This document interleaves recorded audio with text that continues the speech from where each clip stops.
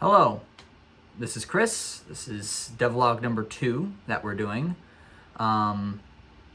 This is going to be a devlog covering a couple topics. Again, this is for the Indiecade internship, which we're going to be covering today. We're going to do what we learned this week, what I've done this week in terms of work, and what we're going to be doing moving forward on this project, and including introducing the game, which I haven't done yet. I didn't mention it much in the last devlog, which I probably could have, but we're gonna go over it in a little more depth today. So, what are we doing today? Today, we're going to start with ideation. So, ideation was the main topic for this week, as it's the first sprint, because the way the game jam works is that the game jam is kind of split up into these 4 weeks, where each week is called a sprint and has a different focus. This first one is ideation, next week is prototyping, the following week is production, and then the final week is release and marketing. For this first week though, ideation, it was all about coming up with the idea for a game.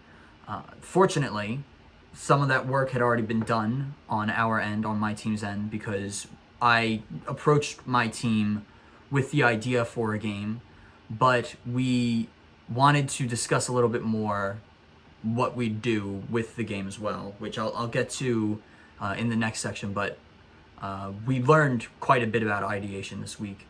I think some of the main takeaways that I can think of were the fact that ideation is a lot more important than I thought it was. I mean, I knew it was important, and I knew that there was a lot of the basis of how games are formulated, at least initially, comes from ideation, because it's the concept of putting together a bunch of ideas into this kind of system where you think of something, you test to see if it works within the basic ideas of what you want the game to be, or rather the confinements that you're making the game under. In a game jam, that's a little bit easier to do because we have specific constraints that we need to make.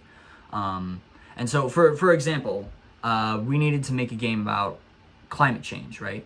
And we did that. We are making a game about some form of what is happening because of the climate crisis and how it can be either negated or slowed down or helped in some way. Not helped to make it worse, obviously, but what we did was we tested each of our ideas on how the game should work with a kind of list of targets, in a way. So if we have an idea for the game, we have to understand, does this meet the requirements of it being scientifically accurate information? Does it meet the requirements of informing people on climate change and on our specific lens in which we are viewing climate change? For my team, it's going to be about trees, and basically stuff like that. And we learned about this concept called the pillars of our game design, which we were taught by in one of the sessions this week, which was a very good session. And it was basically all about, these are the things that you want to make sure that when you're making stuff for the game, you need to put it through this kind of filter, and if it comes out the other end of the filter remaining the same and being what you want to add to the game, then it's good. For example, I wanted to add some form of planting saplings to the game, which I'll get into again. And so I looked at it and I wanted to see, okay, does planting saplings work in the idea of how this game should work? And then I was like going through all this information, and I realized that it can't just be planting saplings. One of the important parts is about making sure biodiversity is a thing. And so that ended up making its way into how we did that. And so that's one of the major things we learned about. The other major thing that we learned about was disinformation, which was a very important topic, because one of the worst parts about climate change right now is that a lot of people don't exactly know what it is. While they have some general concept of what it's supposed to be, they don't really know if they're doing stuff right, or if they're doing stuff wrong, or what they're doing to actually affect climate change, or if they're supporting something that is affecting climate change. And it's hard to know because they're being misinformed or disinformed by the government, by companies, or whatever group of media sources that they're listening to. And it's hard to know exactly what is right and wrong with this sometimes. And fortunately, we had this pointed out to us, and we were told that when you're doing this, the simplest way to negate any form of disinformation in our games is just doing the research. It's pretty simple. I mean, it makes sense. It's a scientific topic. Most scientific topics evolve from research to begin with. So that research is there and the evidence is there supporting certain things that will either help or harm the situation with the climate crisis. And we just need to be accurate in what we're representing when we talk about this. That's essentially what I started looking at when I was working on the game this week, which, to introduce it, one of the things we actually had to do was come up with what's called there was two things we had to come up with. There was an elevator pitch, which is kind of just, what's the game? In as short as you can possibly describe it, just describe the game. And that was pretty simple to come up with, because it's not super complicated to think of what you want the game to be based on. And in this case, it was based on trees and planting trees and making sure they grow biodiversely, so that they can foster an ecosystem. And mostly because it's not meant to be fighting against humans, but it's supposed to be fighting against the problems that humans are causing, or the threats that humans are creating against the environment. And it's quite a few. There's a lot of stuff that humans do that is not good for nature.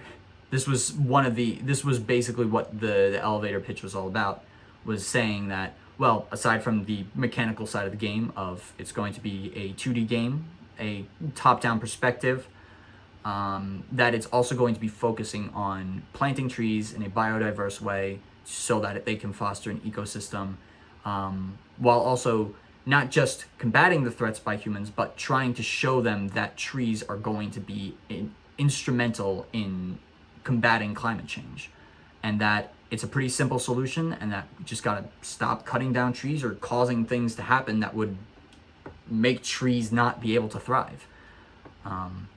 And the Razor statement is more or less the idea of the elevator pitch, but shorter, and meant to be a similar thing to what I mentioned before with the pillars that we learned about. The Razor statement being more so focused on the idea that anything that you add to the game has to fit within this very short sentence. Not like when you're making the sentence, it has to fit in that short sentence. More so if what you're adding doesn't meet the standards of that sentence, then it's probably not going to work in the context of the game. The one interesting thing that I really want to get to, though, was that I did a lot of work on the GDD this week, the game design document, which is essentially the basis for all the design in our game. And there's going to be a lot more than just the game design document, I can tell you that for sure. But for now, having just the game design document has been really helpful for just getting ideas down somewhere on a Google Doc, so that we have it and so that we can just discuss it. The two main things that I worked on this week were skill trees and enemies. The skill trees are actually very, very complicated. There is a whole lot of stuff when you're making it that involves orientation of the little dots on the skill tree, what each of the skills are, and of course that is what I was doing as well. Was I was making the skill tree as I was making the abilities that are going to go on the skill tree, which may not have been the smartest idea, but it worked out in my case, and I ended up just doing a little drawing. I opened up 3D Paint on my computer, and I just drew it out. It was as simple as that, and then I wrote it all down on the game design document.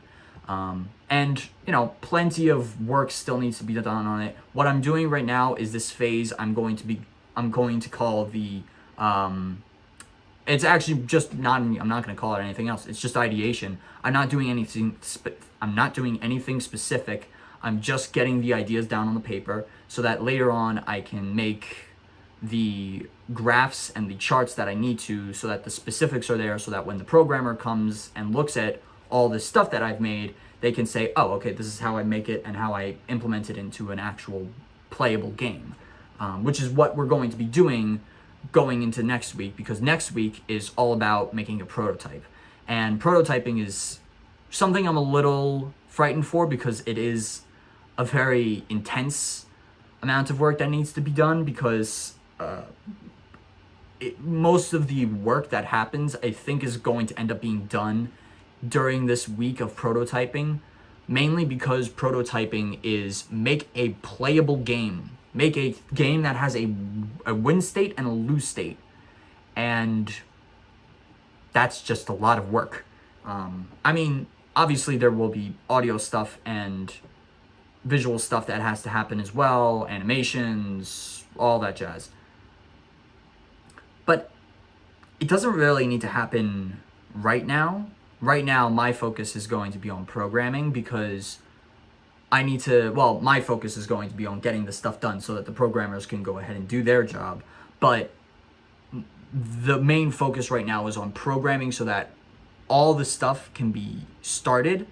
And then once it gets started and once the programmers have their tasks and they're just going and they're figuring out what the bottlenecks are and where they need to make stuff happen and they can just go, that's when I shift gears and I start thinking, okay, now I need to work with the art people. Okay, now I need to work with the audio people, which I think the audio person is going to be me for this project, but I'm not complaining. I like doing audio. And it has to take that path, because once the game design is done, the programmer can start making things move and happen within a game scene, and that just means after that it's just pasting on all the assets where they need to be, and it's a lot simpler from there, rather than the whole concept of doing all the assets first so that the programming can start with all the assets in it, because that just takes forever. It's essentially doing, because of how much of a bottleneck programming is, it's the same concept of start all the way at the end and then work your way to the front, so that you get the hardest work done first and then do the easier work. That's basically the reason that it's going to be working like this. And moving forward, that's what we're going to be doing, is just going to be focusing on getting the GDD as done as possible. I do want to also start delegating tasks, which we're going to do once we have our meeting, which we're doing today in literally just 30 minutes from now, which is kind of cool. And I'm going to make sure that our MVP, which MVP is another important term, it is the minimum viable product. It's not necessarily a game design term, but it is a production term. And the minimum viable products means this is the smallest chunk of what we're making that is playable and that we can make now.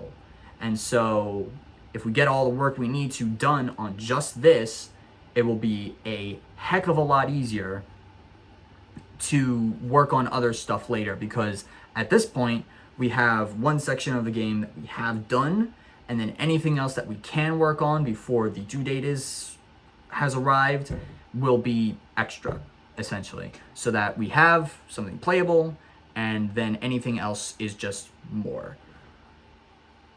Aside from that, though, that's pretty much all that's going to be happening. Moving into next week, again, doing prototyping, trying to figure out who's doing what, how many people we have working on each project, which is going to kind of determine how much work we can get done on this prototype. I'm hoping we can get a solid prototype done within the first few days of it, so that we can go back and start looking at it and maybe do a little bit of adding in assets or something. And yeah, I'm just going to be sitting here working on my game design document and my inspiration board for the artists, and then doing some charts for the programmers so that they can get their jobs done. But yeah, that'll be all. So ciao for now.